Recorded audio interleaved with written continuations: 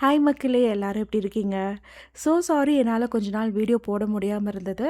அதுக்கு ஒரு valid reason இருக்குது. அது என்னன்னு நான் அடுத்த வீடியோவில் சொல்கிறேன். இன்றைக்கி நம்ம இந்த வீடியோவில் என் ஃப்ரெண்டுக்கு நடந்த ஒரு உண்மை சம்பவத்தை தான் நீங்கள் பார்க்க போகிறீங்க. ஸோ இந்த கதை வந்து 2008 நடந்தது. அப்போ அவங்களுக்கு 14 வயசு. கதைக்குள்ளே போகிறதுக்கு முன்னாடி உங்ககிட்ட ஒரு கேள்வி கேட்கணும்.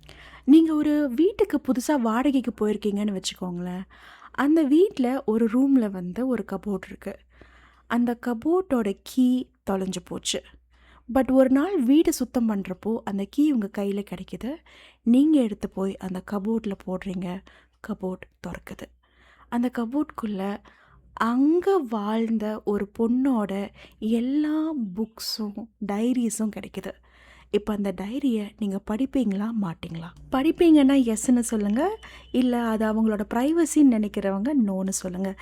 இந்த கதையில் என் ஃப்ரெண்டு அப்படி ஒரு கபோர்ட்டை திறந்து படித்த டைரினால் ஏற்பட்ட ஒரு அமானுஷத்தை பற்றி தான் உங்ககிட்ட நான் ஷேர் பண்ணிக்க போகிறேன்.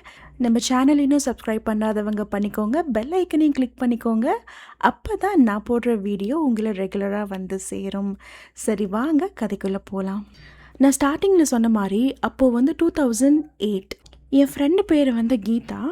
அவங்க அப்பாவுக்கு அப்போ தான் வந்து ஒரு சின்ன ஆக்சிடெண்ட் ஆகி கால் வந்து ஃப்ராக்சர் ஆயிடுச்சு. காலில் வந்து பிளேட் வைக்கிற மாதிரி ஒரு இஷ்யூ ஆயிடுச்சு. ஸோ இதனாலே அவரால் வந்து ரொம்ப லாங் டிஸ்டன்ஸ் ட்ராவல் பண்ண முடியாது, ரொம்ப நேரம் நிற்க முடியாது. அந்த காரணத்துக்காகவே அவர் ஆஃபீஸ் பக்கமாக வீடு பார்க்க ஆரம்பித்தாங்க. பிரச்சனை என்னென்னா அவங்க ஆஃபீஸ் ஏரியா ரெண்ட்டெலாம் ரொம்ப எக்ஸ்பென்சிவ். ஸோ இவங்க பட்ஜெட்குள்ளே இருக்கிற வீடுங்க எல்லாமே ரொம்ப மோசமான நிலைமையில தான் இருந்தது. இப்படி ரொம்ப நாள் வந்து வீடு தேடிட்டு இருந்த கீதாவோட அப்பாவுக்கு ஒரு சூப்பரான வீடு இவங்க நினச்ச பட்ஜெட்டை விட கம்மியாக கிடைக்குது. ஆனால் ப்ராப்ளம் என்னதுன்னா, அந்த ஓனர் வந்து 6 months வாடகை அட்வான்ஸாக கேட்குறாரு. ரெண்டாவது இன்னொரு விஷயம் என்னென்னா, 3rd ரூமில் வந்து அவர் சில ஃபர்னிச்சர்ஸ்லாம் போட்டு வச்சுருக்காங்க. அவங்க என்ன சொல்கிறாங்கன்னா, நீங்கள் அந்த ஃபர்னிச்சர்ஸை யூஸ் பண்ணிக்கோங்க, பட் டேமேஜ் பண்ணிடாதீங்க அப்படின்னு சொல்கிறாங்க. இப்போது கீதாவோட அப்பாவுக்கு வந்து எந்த ஒரு சாய்ஸஸும் இல்லை. ஏன்னா இந்த வீடு பார்க்குறதுக்கு அவ்வளோ அழகாக இருக்குது. அவர் ஆஃபீஸ்க்கு 3 kilometers தான் இருக்குது. ஸோ ஓனர்கிட்ட என் ஃபேமிலியை கூட்டிகிட்டு வந்து ஒரு தடவை காட்டிடுறேன், அவங்களுக்கும் ஓகேனா நம்ம பேசலாம் அப்படின்னு சொல்லிடுறாங்க. மறுநாளே கீதாவோட அப்பா, அம்மா, கீதா 3 பேருமே இந்த வீட்டை பார்க்க போகிறாங்க. ஆரம்பத்தில் 6 months அட்வான்ஸ் வந்து கண்டிப்பாக கொடுக்கணும்னு சொல்லிட்டு ஸ்ட்ரிக்டாக பேசின அந்த ஹவுஸ் ஓனர் கீதாவோட முகத்தை பார்த்துட்டு ஸ்டன்னாகி போய் நிற்கிறார். அந்த வீடு வந்து இவங்க இப்போ இருக்கிற வீட்டை விட ரொம்ப அழகாக இருக்கிறதுனால கீதாவோட அம்மாவுக்கு ரொம்ப பிடிச்சி போயிடுது, கீதாவுக்கும் பிடிச்சி போயிடுது. இவங்க அப்பா தயங்கி ஓனர்கிட்ட கொஞ்சம் வந்து அட்வான்ஸை கம்மி பண்ணிக்க முடியுமான்னு கேட்குறாரு. அது வரைக்கும் ஸ்ட்ரிக்டாக இருந்த ஓனர் என்ன நினச்சாருன்னு தெரியல. சரிப்பா, உங்களால் எவ்வளோ கொடுக்க முடியுமோ கொடுங்க, பிரச்சனை இல்லை அப்படின்னு இறங்கி வந்துடுறாரு. ரொம்ப ஹாப்பியாகிடுது கீதா அப்பாவுக்கு. அப்போவே அட்வான்ஸ் வாடகை எல்லாம் கொடுத்துட்டு அந்த வீட்டுக்கு மாறி வர்றதுக்கு டேட்டு சொல்லிட்டு வந்துடுறாங்க. எல்லாம் சொல்லி வச்ச மாதிரி கரெக்டாக நடக்குது. அவங்களும் அந்த வீட்டுக்கு மாறி போயிடுறாங்க. இப்போது அக்கம் பக்கத்தில் நிறைய பேர் வந்து தமிழ் ஃபேமிலி இருக்காங்க. கீதா அம்மாவுக்கும் ரொம்ப ஹாப்பியாக இருக்குது. கொஞ்ச நாள் அந்த வீட்டில் வந்து அவங்க வாழ்க்கை ஹாப்பியாக அமைதியாக தான் போயிட்டு இருந்திருக்கு. ஆனால் அந்த அமைதி ரொம்ப நாள் நிலச்சி நிற்கலை. ஒரு நாள் கீதா ஸ்கூல் முடிச்சுட்டு வீட்டுக்கு நடந்து வந்துட்டுருக்காங்க. அப்போது அவங்க அம்மாவும் பக்கத்தில் இருக்கிற ஒரு தமிழ் ஆன்ட்டியும் பேசிகிட்டு இருக்கிற ஒரு காசப் கீதா காதில் விழுது. உங்கள் பொண்ணு பார்க்குறதுக்கு அப்படியே ஹவுஸ் ஓனர் பொண்ணு சின்ன வயசில் பார்த்த மாதிரியே இருக்குது. அதனால் சொல்கிறேன், தப்பாக எடுத்துக்காதீங்க. அந்த 3rd ரூமை முடிஞ்ச வரைக்கும் பூட்டி போட்டு வைங்க. கொஞ்சம் நிறைய சாம்பிராண்டி போட்டு நல்லா தெய்வீகமாக வீட்டை வச்சுக்கோங்க அப்படின்னு சொல்கிறாங்க. இதை கேட்ட கீதா அம்மாவுக்கு ஒரு மாதிரி கன்ஃபியூஸ்ட் ஆயிடுது. ஏங்க என்ன ஆச்சு, ஏன் அப்படி சொல்கிறீங்க அப்படின்னு கேட்குறாங்க. இதுக்கு அந்த ஆண்டி, இல்லைம்மா, அந்த ஹவுஸ் ஓனரோட பொண்ணு வந்து இறந்து போச்சு. அந்த பொண்ணு கல்யாணத்துக்காக கொடுத்த சீர்வரிசைகள் தான் இப்போ அந்த 3rd ரூமில் வந்து அவர் போட்டு வச்சுருக்காரு. அப்புறம் அந்த பொண்ணும் வந்து இயற்கையான மரணம்லாம் இல்லைம்மா, அது ஒரு அகால மரணம் மாதிரி தான். ஸோ அதுக்காக தான் சொல்கிறேன், எதுவும் தப்பாக எடுத்துக்காதீங்க அப்படின்னு சொல்கிறாங்க. இதை கேட்ட கீதா அம்மாவுக்கு பயம் வர ஆரம்பிக்குது. நீங்கள் வாழ்ந்துட்டுருக்கிற வீட்டில் இப்படி ஒரு இஷ்யூ இருக்குன்னு சொன்னால் உங்களுக்கு எப்படிங்க இருக்கும்? கீதாவோட அம்மா கீதாவை கூப்பிட்டு, இந்த விஷயத்தை எதுவுமே உங்கள் அப்பா கிட்ட சொல்லிக்க வேண்டாம். அப்பா பாவம்ல, இப்போ தான் ஆக்சிடெண்ட்லாம் ஆயிருக்கு. அவர்கிட்ட சொல்லி இன்னும் கஷ்டப்படுத்த வேண்டாம். இது நம்மளே எப்படியாவது சமாளிச்சுக்கலாம் அப்படின்னு ப்ராமிஸ் வாங்கிக்கிறாங்க. கீதாவுக்கு மைண்டில் அது எதுவுமே ஓடலைங்க. ஒரே விஷயம்தான் திரும்ப திரும்ப அவங்க மைண்டில் ஓடிட்டுருக்கு. அந்த ஹவுஸ் ஓனர் பொண்ணு பார்க்குறதுக்கு என்ன மாரி இருக்காங்கன்னு சொல்கிறாங்களே, அவங்களோட ஃபோட்டோவை நான் கண்டிப்பாக பார்க்கணும். அந்த பொண்ணோட பேர் என்ன? இந்த விஷயங்கள் மட்டும் தான் மாறி மாறி ஓடிட்டுருக்கு. அந்த அன்னைக்கு நைட்டு எல்லாரும் தூங்குனதுக்கப்புறம் கீதா மெதுவா எழுந்து அந்த 3 ரூமுக்கு போறாங்க. கீதாவோட வீட்டோட அமைப்பு எப்படி இருக்கும்னு பார்த்தீங்கன்னா, அ உள்ளுக்கு வந்தோனே கார் பார்க்கிங் ஏரியா. அதுக்கப்புறம் ஹாலுக்கு பக்கத்திலே கீதாவோட அப்பா, அம்மா ரூம். 2nd room கீதாவோட. அதுக்கப்புறம் பூஜை. அதுக்கப்புறம் கிச்சன் ஏரியா வரும். கிச்சன் ஏரியாவுக்கு பின்னாடி தான் அந்த 3rd ரூம் இருக்கு. அதுதான் லாஸ்ட்டு. ஸோ யாருக்குமே தெரியாம மெதுவா அந்த 3வது ரூமுக்கு போறாங்க. அந்த ரூம்க்குள்ள அந்த ஹவுஸ் ஓனர் பொண்ணோட காட் இருக்கு. அதுக்கப்புறம் ட்ரெஸ்ஸிங் டேபிள்ஸ். அதுக்கப்புறம் 2 குட்டி குட்டி கபோர்ட்ஸ் இருக்கு. இந்த பெட்டுக்கு பக்கத்துல போடுவாங்க இல்லையா? அந்த மாரி கபோர்ட்ஸ். அப்புறம் ஒரு பீரோ. ஸோ பீரோலாம் தொறந்து தான் இருக்கு. அதுக்குள்ள எதுவும் இல்ல. இந்த பெட்டு பக்கத்துல வைக்கிற அந்த கபோர்ட்ஸ்ன்னு சொன்னேன் இல்லையா? அது மட்டும் தான் க்ளோஸ்ல இருக்கு. அண்ட் அத ஆட்டி பார்த்தா நல்ல பாரமாவே இருக்கு. ஸோ உள்ளுக்கு கண்டிப்பா ஏதோ இருக்குன்னு தொறக்க ட்ரை பண்றாங்க. சாவி அங்க இல்ல. தலையில குத்தி வச்சிருந்த பாபி பின் வச்சு அந்த ஹோல்ல மெதுவா குத்தி தொறக்குறாங்க. லைட் போட்டா எங்க அப்பா, அம்மா முழிச்சுட்டு வந்துருவாங்களோன்ற பயத்துல டார்ச் லைட்லயே இதெல்லாம் பண்ணிட்டுருக்காங்க. திடீர்னு கீதாவுக்கு தன்னை யாரோ பின்னாடி இருந்து பார்த்துக்கிட்டே இருக்காங்க அப்படிங்கிற ஒரு உணர்வு வருது. டக்குன்னு திரும்பி பார்க்குறாங்க. பின்னாடி யாரும் இல்ல. அவங்களுக்கு இன்னும் கொஞ்ச நேரம் அங்க இருந்து அத நோண்டி பார்க்கணும்னு ஆசையா இருக்கு. பட் இருந்தாலும் ஒரு அன்ஈசினஸ் ஃபார்ம் ஆயிடுச்சு. சரி வேண்டாம், காலையில அம்மா எங்கேயாவது போயிருக்கிற சமயமா பார்த்து திரும்ப ட்ரை பண்ணலாம் அப்படின்னு நினச்சிட்டு அவங்க ரூமுக்கு போயிடுறாங்க. இந்த மாதிரி கண்டினியூஸா 2, 3 தடவை கீதா அகெயின் அண்ட் அகெயின் அந்த ரூம்குள்ளே போயிட்டு கையில் கிடைக்கிற குச்சி, கம்பி இதெல்லாம் வச்சு திறக்க ட்ரை பண்ணுறாங்க. அந்த கபோர்டை திறக்கவே முடியல. இப்படியே சாட்டர்டே ஆயிடுது. சாட்டர்டே எப்பயுமே கீதா வீட்டில் ஒரு டீப் க்ளீனிங் பண்ணுவாங்க. ஸோ அப்படி அம்மா கூட பண்ணிக்கிட்டு இருக்கிறப்போ நான் இன்ட்ரடக்ஷனில் சொன்ன மாதிரி கீதா கையில் அந்த சாவி கொத்து கிடைக்குது. அதை கொண்டுட்டு அந்த அன்னைக்கு ராத்திரி திறந்து பார்க்குறாங்க. அந்த கபோர்டு திறந்துருச்சு. கபோர்டு திறந்த அடுத்த செகண்ட் அந்த ஜன்னல்ல யாரோ கல் விட்டு அடிச்ச மாதிரி ஒரு சத்தம். இந்த சத்தத்தை கேட்ட கீதா கையில் இருக்கிற சாவியை கீழே போட்டுடுறாங்க. பின்னாடி திரும்பி பார்த்தா அங்கே யாரும் இல்லை. இப்போ கீதாவோட ஹார்ட் பயங்கரமாக அடிக்க ஆரம்பிக்குது. சரி, உள்ளுக்கு என்னென்ன இருக்கோ அதெல்லாம் எடுத்துகிட்டு நம்ம ரூமுக்கு போயிடலாம், இங்கே இன்னும் இருக்க வேண்டாம் அப்படின்னு நினச்சிட்டு கையில் என்னெல்லாம் அந்த கபோர்ட்லேருந்து எடுக்க முடியுமோ அதெல்லாம் எடுத்துக்கிட்டு கீதாவோட ரூமுக்கு போகிறாங்க. அவங்க ரூமுக்கு போகிறப்போ அவங்கள பின்னாடி இருந்து யாரோ தொடர்ந்து வர மாதிரியே ஒரு உணர்வு இருக்குது. எப்பயுமே நம்ம இந்த பேய் படம்லாம் பார்த்துட்டு இல்லை, பாத்ரூம் போயிட்டு ரூமுக்கு ஓடி வரப்போ ஒரு பயம் இருக்கும்ல, லைட்லாம் ஆஃப் பண்ணிவிட்டு நம்ம பின்னாடி யாரோ வராங்களோ இல்லை நம்மளை பிடிச்சி இழுத்துருவாங்களோ, கண்ணில் பார்க்கக்கூடாதது ஏதாவது பார்த்துருவோமோன்ற ஒரு பயம் இருக்கும்ல, அதே பயம்தான் இப்போ கீதாவுக்கு இருக்குது. எவ்வளோ சீக்கிரமாக ஓடி வர முடியுமோ ஓடி அவங்க ரூம் கதவை சாத்திக்கிறாங்க. இப்போ கீதாவுக்கு ரொம்ப படபடன்னு அடிச்சுக்குது. கீதாவோட ரூமோட லைட்டை ஆன் பண்ணிடுறாங்க. கண்டிப்பாக அவங்க அப்பா அம்மா எழுந்து வந்துடுவாங்களோன்ற ஒரு பயம் இருக்குது. ஸோ என்ன பண்ணுறாங்கன்னா, ஸ்டடி டேபிள் கிட்ட போயிட்டு அவங்களோட இந்த ஸ்கூல் புக்கெலாம் இருக்கும்ல அதெல்லாம் ஓப்பன் பண்ணி படிக்கிற மாதிரி அங்கே உட்காந்துக்கிறாங்க. ஆனால் மனசு படன்னு அடிச்சுக்குது. அங்கே பின்னாடி இருக்கிறப்ப என்ன சத்தம், அது எப்படி கல் விழுந்திருக்கும்? கரெக்டாக கபோர்டு திறக்கிறப்ப அந்த சவுண்டு கேட்டுச்சே, இந்த ஓனர் பொண்ணோட ஆவி தான் வந்துருச்சா அப்படிங்கிற மாதிரி பல எண்ணம் மனசில் ஓடிட்டுருக்கு. இப்போதான் நம்ம எல்லாரும் பண்ணுற ஒரு தப்பை கீதா பண்ணியிருக்காங்க. ஒரு பயம் வரும், ஆனால் நம்ம புத்தி இல்லை, அதுக்கு நிறைய எக்ஸ்ப்ளனேஷன்ஸ் கொடுத்து நம்மளே காம் ஆக்கிப்போம். இல்லையா? ச்சே! அது ஏதாவது ஒரு புறா உட்காந்துருக்கும், இல்ல ஏதாவது வந்து இலை விழுந்திருக்கும். சம்திங் நெறைய ரீசன்ஸ் வந்து நம்ம கிரியேட் பண்ணி, அது வந்து ஒண்ணுமே இல்ல, இது ஒரு அமானுஷ்யம் இல்ல அப்படின்னு நம்மள நம்மளே ஏமாத்திப்போம். அதே தான் கீதாவும் பண்ணியிருக்காங்க.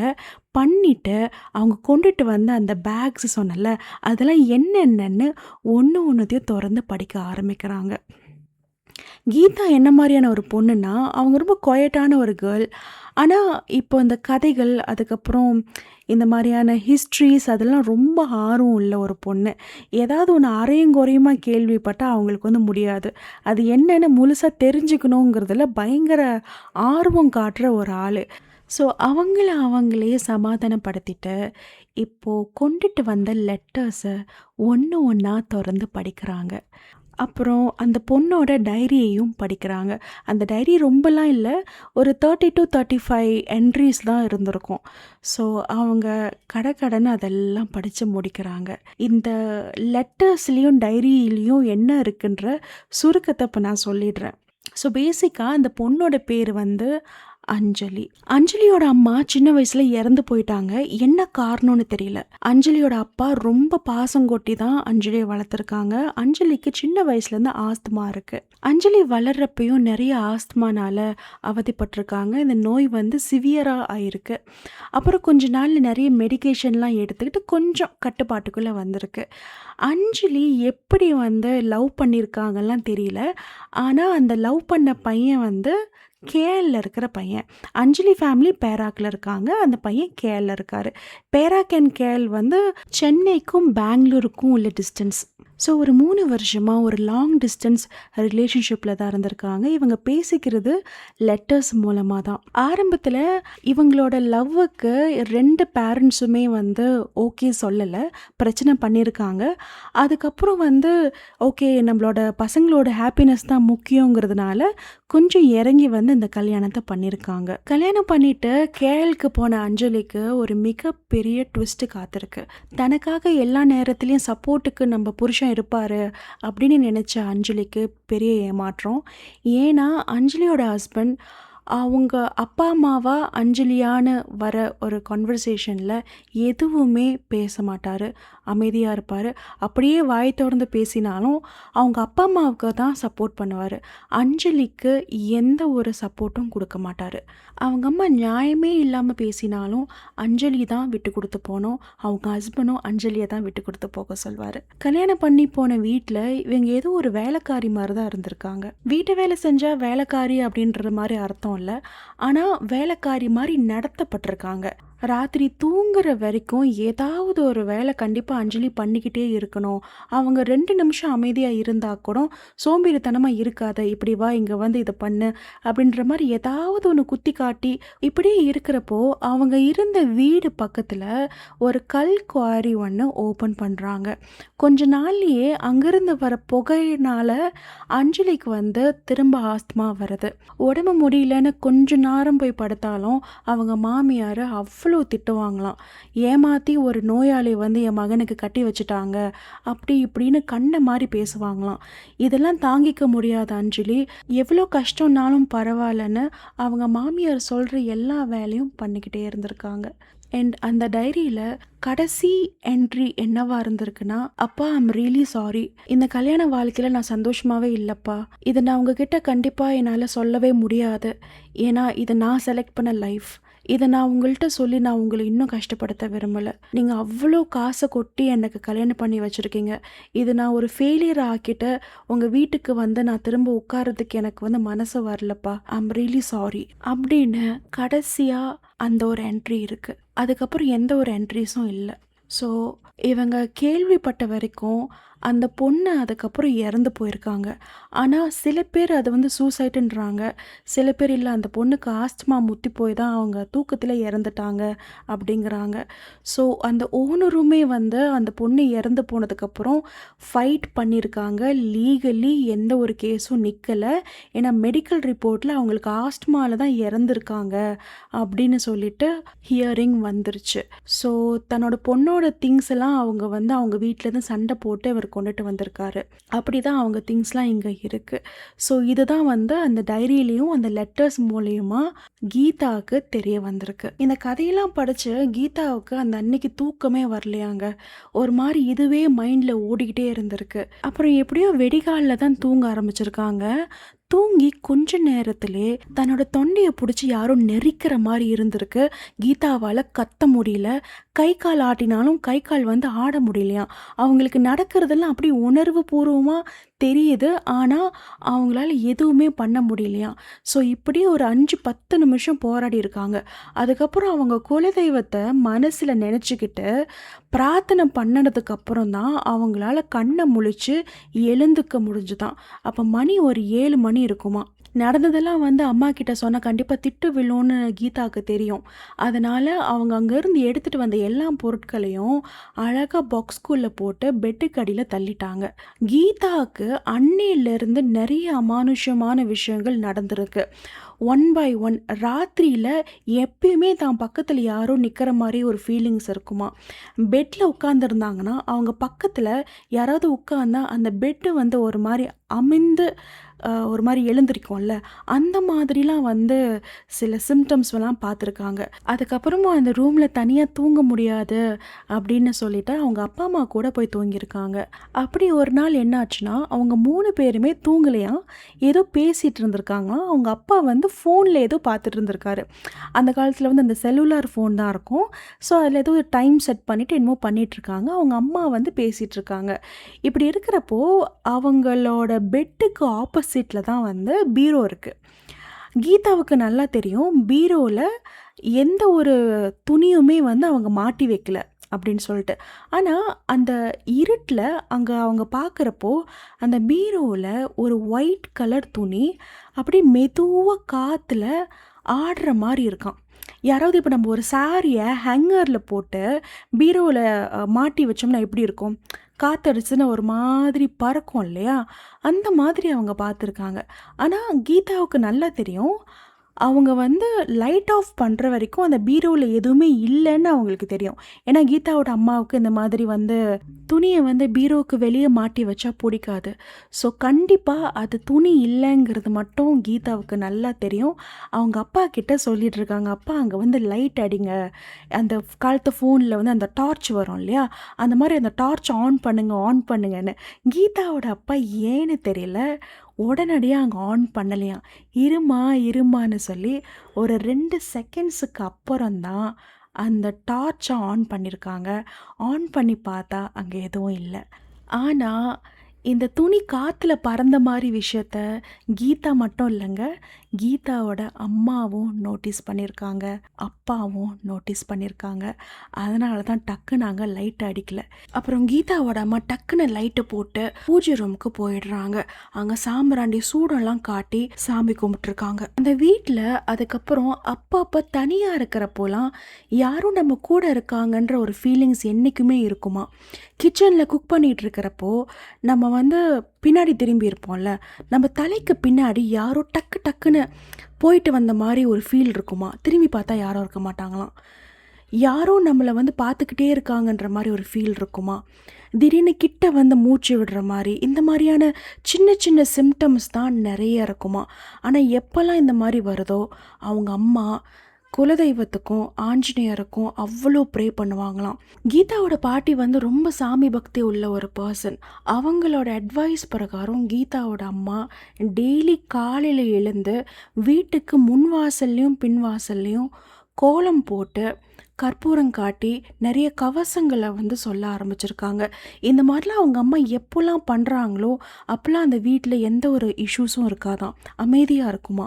ஆனால் 1 நாள் 2 நாள் இவங்க அந்த கோலம் போட்டு அந்த கவசம் போடுறத நிறுத்திட்டாங்கன்னா அந்த அன்னைக்கு ராத்திரி ஏதாவது ஒரு சிம்டம் திரும்ப வந்து காட்டுமா. கீதா வந்து தூங்கிட்டே இருப்பாங்களாம், டக்குன்னு எழுந்து கத்த ஆரம்பிப்பாங்களாம்.